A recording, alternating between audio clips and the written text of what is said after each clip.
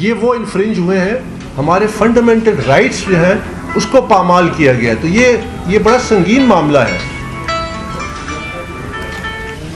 دوسرا یہ کہ جو پاکستان تحریک انصاف کا اپنا آئین ہے, یہ اس کی بھی خلاف ورزی ہے.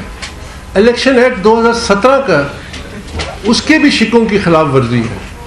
اور اس الیکشن میں ایک بات ثابت ہو گئی کہ جو لوگ پاکستان تحریک انصاف کے پلیٹ فارم میں اچانک نمودار ہوئے ہیں چند وکلا کی شکل میں, انہوں نے آج یہ ثابت کیا ہے کہ وہ پاکستان تحریک انصاف کے ورکروں کو کوئی اہمیت نہیں دیتے.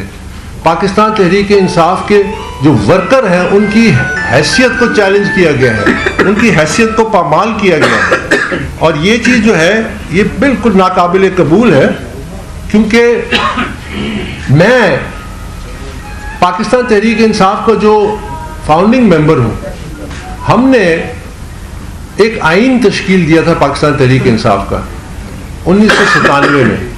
اوریجنل آئین جو تھا اس میں میں بھی کمیٹی میں تھا, حامد خان صاحب تھے, اس میں مراج محمد خان مرحوم تھے, اس میں فوزیہ قصوری تھی, اس میں سعید اللہ نیازی جو عمران خان کے فرسٹ کزن ہیں اور جو فاؤنڈنگ پریزیڈنٹ ہے پی ٹی آئی پنجاب کے, وہ بھی تھے. ہم نے اس آئین میں اس چیز پہ دھیان دیا تھا کہ یہ ایک جمہوری جماعت ہوگی اور جمہوریت کے جو اصول ہیں وہ سب سے پہلے خود اپنائیں گے.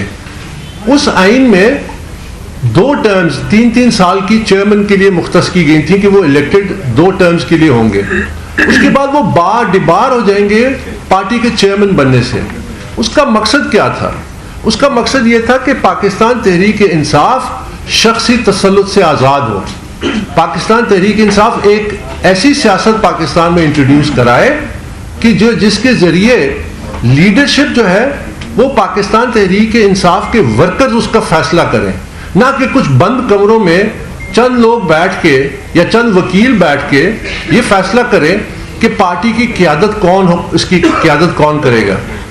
آج جو کچھ ہوا یہ میں سمجھتا ہوں کہ ایک فراڈ اور فارس ہوا ہے, ایک ناٹک ہوا ہے جمہوریت کے نام پہ. بائی دا وے پاکستان تحریک انصاف کے آئین میں کوئی کیئر ٹیکر کا کوئی کانسیپٹ نہیں ہے کہ یہ ایک معاملہ ہے جس کو محدود عرصے کے لیے اس کو کیا جائے گا.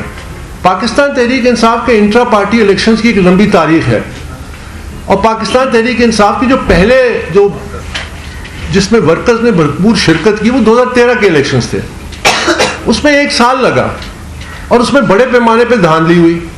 اس کے بعد ورکرز میں شعور تھا, ورکرز کا پریشر تھا, جس کی وجہ سے ایک الیکشن ٹرائیبیونل بنا جسٹس وجی کے نیچے, جس نے اس الیکشنز کو مسترد کیا اور اس میں بڑے پیمانے پہ دھاندلی کی نشاندہی کی, کرپشن کی نشاندہی کی. لیکن افسوس اگر اس وقت پارٹی کے چیئرمین جسٹس وجی کی وہ سفارشات مان لیتے تو یہ ایک سیاسی جماعت ادارہ بن جاتی ہے. یہ وہ وقت ہوتا ہے, یہ ٹرننگ پوائنٹس ہوتے ہیں.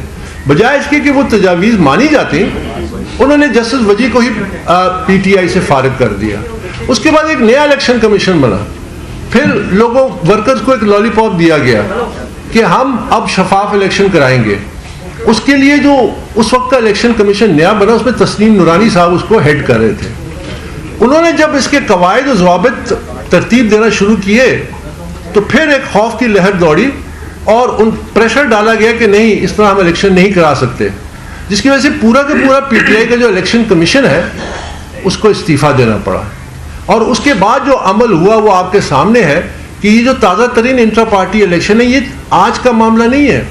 یہ کووڈ کے زمانے میں پاکستان تحریک انصاف نے الیکشن کمیشن سے 1 سال مانگا کہ آپ ہمیں 1 سال دیجئے کہ ہم اس ٹائم میں یہ ایک شفاف انٹرا پارٹی الیکشن کرا سکیں, لیکن وہ نہیں کرا سکے. انہوں نے اپنے آئین کی خلاف ورزی کی.